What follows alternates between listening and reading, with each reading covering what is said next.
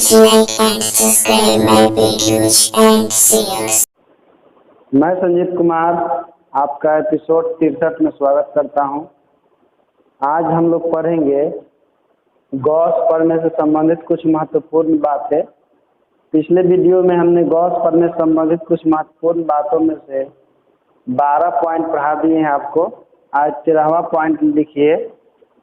देखिए 13वां पॉइंट है कि यदि कोई वस्तु सममित हो तो उसके भीतर कोई आवेश है। जैसे मान लीजिए कि वस्तु सममित है, मतलब एक समान रूप से है और इसका केंद्र पर कोई आवेश Q है, तो इसके संपूर्ण भाग से गुजरने वाला फ्लक्स का जो मान होता है तो वो होता है Q/ε0। तो इसके आधे भाग से गुजरने वाला फ्लक्स का मान कितना होगा, यानी कि मान लीजिए कि इसके आधे भाग से फ्लक्स निकालना हो कि इसके आधे भाग से गुजरने वाला फ्लक्स कितना होगा। तो संपूर्ण भाग से गुजरने वाला फ्लक्स होता है Q/ε0।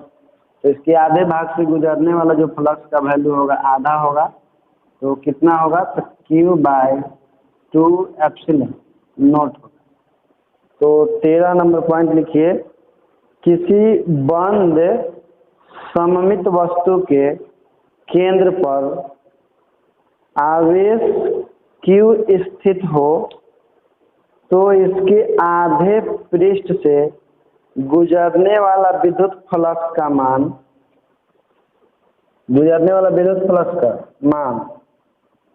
Φ/2 बराबर Q/2ε0 होता है। हो गया। अब लिखिए पॉइंट नंबर 14। लिखिए यदि सममित वस्तु में n समरूप फलक हो और आवेश Q इसके केंद्र पर स्थित हो तो इसके प्रत्येक फलक से गुजरने वाला फ्लक्स का मान Φ/n बराबर Q/n/ε0 होता है। चलिए इसको समझते हैं कि ये क्या होता है। जैसे देखिए मान लीजिए कि कोई वस्तु है इस तरह से और इसका जितना भी फलक है वो सब समरूप फलक इस तरह से, और हम लोग मान लेते हैं कि इसमें बहुत सारे फलक हैं। इसमें टोटल फलक n है और इसके केंद्र इसके बीच इसके अंदर में कोई आवेश Q है। तो इसके संपूर्ण भाग से गुजरने वाला फ्लक्स का जो मान होता है वो Φ/Q/ε0 होता है। तो इसके किसी एक फलक से गुजरने वाला फ्लक्स का मान कितना होगा। कहने का मतलब है कि इस फलक से गुजरने वाला फ्लक्स का मान या इस फलक से गुजरने वाला फ्लक्स का मान, एक फलक से गुजरने वाला, तो एक फलक से गुजरने वाला फ्लक्स का मान जो है वो आपका हो जाएगा Φ/n बराबर Q/n/ε0। यदि हम Φ/n को कोई मान लीजिए कि Φ1 मान लें तो Φ1 बराबर आपका हो जाएगा Q/n/ε0 हो जाएगा। तो जैसे मान लीजिए कि इसमें 6 फलक है। चलिए मान लेते हैं कि इसमें 6 फलक है, तो 6 फलक मान के यदि चलेंगे तो n का वैल्यू 6 हो जाएगा। तो 6 फलक से गुजरने वाला फ्लक्स का मान होगा Q/ε0। लेकिन 6 फलकों में से यदि किसी एक फलक से पूछे कि इसके एक फलक से गुजरने वाला फ्लक्स का मान क्या होगा, तो एक फलक से गुजरने वाला फ्लक्स का मान उसका छठा भाग होगा। टोटल फ्लक्स का छठा भाग होगा, यानी कि Q/6 × समझ रहे हैं। संपूर्ण भाग से गुजरने वाला Q/ε0 होगा। तो किसी एक भाग से गुजरने वाला कितना होगा, तो उसमें जितने फलक होंगे उसका एक भाग होगा। एक भाग मतलब कि 6 फलक होगा तो छठा भाग, तो ये 10 फलक होंगे तो 10वां भाग, और 8 फलक होंगे तो 8वां भाग उसे गुजरेगा। इसके बाद लिखिए पॉइंट नंबर 15। यदि किसी विद्युत क्षेत्र ब्रैकेट में समान अथवा असमान ब्रैकेट बंद में कोई बंद पृष्ठ स्थित हो तथा पृष्ठ के भीतर कोई आवेश नहीं हो तो इस वस्तु के संपूर्ण पृष्ठ से गुजरने वाला विद्युत फ्लक्स शून्य होता है। विद्युत फलक शून्य होता है। देखिए, इसका मतलब है कि मान लीजिए कि यह कोई वस्तु है और इसके अंदर में कोई आवेश नहीं, यानी कि आवेश इसके बाहर है, तो इससे गुजरने वाला फ्लक्स का मान कितना होगा? तो इससे गुजरने वाला फ्लक्स का मान 0 होता है। इसका कारण है कि हम लोग जानते हैं कि किसी सतह के अंदर में प्रवेश करने वाला विद्युत फ्लक्स का मान जो है ऋणात्मक होता है और सतह से बाहर निकलने वाला विद्युत फ्लक्स का मान धनात्मक होता है। तो जितना फ्लक्स इसमें प्रवेश करता है उतना ही फ्लक्स उससे बाहर निकलता है। जैसे मान लीजिए कि यहाँ पर फ्लक्स प्रवेश कर रहा है, ये हो जाएगा -5 और यहाँ से जो निकलेगा फ्लक्स ये हो जाएगा +5। जैसे टोटल फ्लक्स निकालेंगे तो क्या आएगा? 0 आएगा। तो कब? जब आवेश सतह के बाहर स्थित होता है तब किसी बंद सतह से होकर गुजरने वाला फ्लक्स का मान 0 होता है। इसको हम लोग प्रूफ करेंगे आगे चल के। इसका एक और डायग्राम बना लीजिएगा इस तरह से।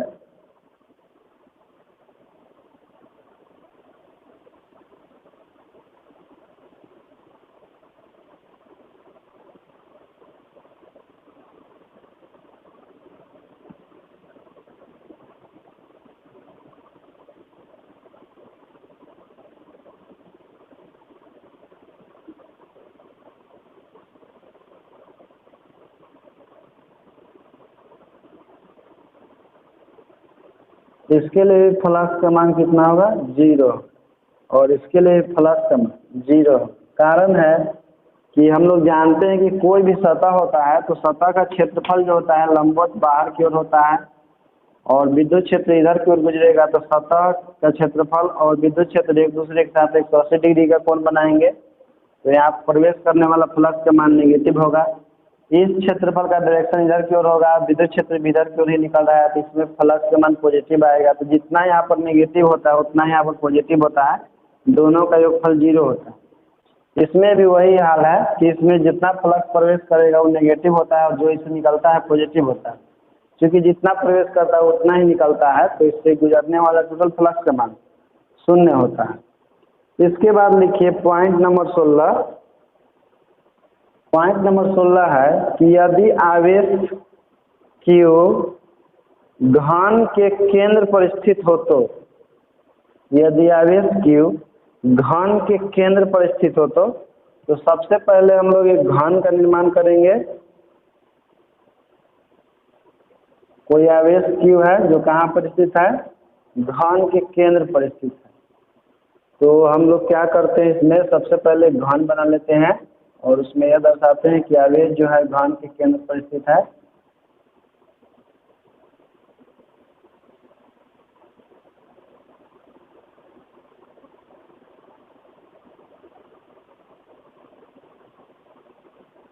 आवेश Q मान लीजिए कि यहाँ पर है। तो देखिए, हम लोग जानते हैं कि घन में 6 फलक होते हैं, तो संपूर्ण घन से होकर गुजरने वाला फ्लक्स का मान कितना होगा? तो इसमें पॉइंट दे लीजिएगा चित्र बनाने के बाद कि इसमें फ्लक्स जो है आपका टोटल कितना हो जाएगा? टोटल हो जाएगा Q/ε0, क्योंकि हम लोग जानते हैं कि जब आवेश किसी बंद सतह के भीतर उपस्थित होता है तो बंद सतह के संपूर्ण भाग से होकर गुजरने वाला फ्लक्स का मान होता है Q/ε0। हम लोग जानते हैं कि घन में कितना सतह होता है? 6 सतह होता है, तो 6 सतहों से गुजरने वाला फ्लक्स का मान होगा Q/ε0। लेकिन किसी एक सतह से पूछा जाए फ्लक्स का मान तो कितना होगा? Q/6 × ε0। तो लिखिएगा बी नंबर में कि फाइव सतह, मतलब कि किसी एक सतह से गुजरने वाला फ्लक्स का मान तो कितना होता है? Q/6 × ε0। ये कहाँ से होता है? तो ये प्रत्येक फलक से गुजरने वाला फ्लक्स का मान होता है। प्रत्येक फलक से गुजरने वाला फ्लक्स का मान। हम लोग जानते हैं कि घन में 8 शीर्ष होते हैं, तो 8 शीर्षों से गुजरने वाला फ्लक्स का मान होगा Q/ε0। तो किसी एक शीर्ष से गुजरने वाला फ्लक्स का मान कितना होगा? तो उसका 8वां हिस्सा होगा। तो इसको लिखिएगा कि 5 शीर्ष बराबर Q/8 × ε0। ये लिख देंगे कि ये कहाँ से गुजरता है? तो ये प्रत्येक शीर्ष से गुजरता है। प्रत्येक शीर्ष से। और चूंकि घन में 12 कोर होते हैं तो 12 कोर से गुजरने वाला फ्लक्स का मान होगा Q बटा एप्सिलॉन नॉट। तो किसी एक कोर से गुजरने वाला फ्लक्स का मान कितना होगा, तो उसका बढ़ा हुआ भाग होगा। तो लिख देंगे कि फाई यानी कि फ्लक्स कोर बराबर Q बटा 12 इंटू एप्सिलॉन नॉट।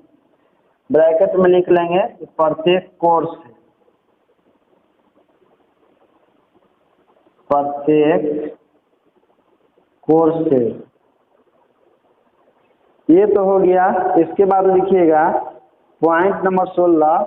जैसे इसमें आवेश Q जो घन के केंद्र पर था, इस पॉइंट 16 क्या है कि आवेश मान लीजिए कि ये किसी एक फलक पर है, यहाँ रहे, यहाँ रहे, यहाँ रहे, तो उस स्थिति में फ्लक्स का मान कितना होगा। तो पॉइंट नंबर 17 लिखिए कि यदि आवेश Q घन की सतह के केंद्र पर स्थित हो, यदि आवेश Q घन के केंद्र के सतह पर स्थित हो, जैसे यहाँ पर हो या यहाँ पर हो, तो चलिए चित्र ये भी बना लीजिएगा। इसमें घन इस स्थान पर रख दीजिएगा। यहाँ से गुजरने वाला फ्लक्स का मान देखिए कैसे गुजरेगा। तो इधर से भी गुजरेगा, इधर से भी गुजरेगा, इधर से भी गुजरेगा, इधर से भी गुजरेगा फ्लक्स, इधर से भी गुजरेगा। तो देखिए चूंकि उसका बाहरी सतह है, सतह तो बाहर उसका, तो इसके बाहरी सतह से है तो उसका सतह तो बंद नहीं होगा, क्योंकि बाहरी वाला सतह इस तरह से मान लीजिए कि है, यहाँ पर है, तो इस इधर से तो बंद नहीं है। तो सबसे पहले हम लोग क्या करते हैं कि हम लोग गॉस पर में पढ़ रहे हैं और गॉस पर में केवल बंद सतहों के लिए लागू होता है। तो इसके लिए हम लोग क्या करते हैं कि यहाँ पर एक काल्पनिक घन का निर्माण करते हैं और इस सतह को बंद करते हैं। तो चित्र बना लीजिएगा और इसके नीचे लिखिएगा सर्वप्रथम हम आवेश को सममित सतह या गौसीय सतह द्वारा एक काल्पनिक घन बनाकर घेरते हैं। सर्वप्रथम हम आवेश को सममित सतह या गौसीय सतह द्वारा एक काल्पनिक घन बनाकर घेरते हैं। तो चलिए हम घन को काल्पनिक घन के द्वारा घेरते हैं, इसको बनाकर। तो ध्यान से देखिएगा।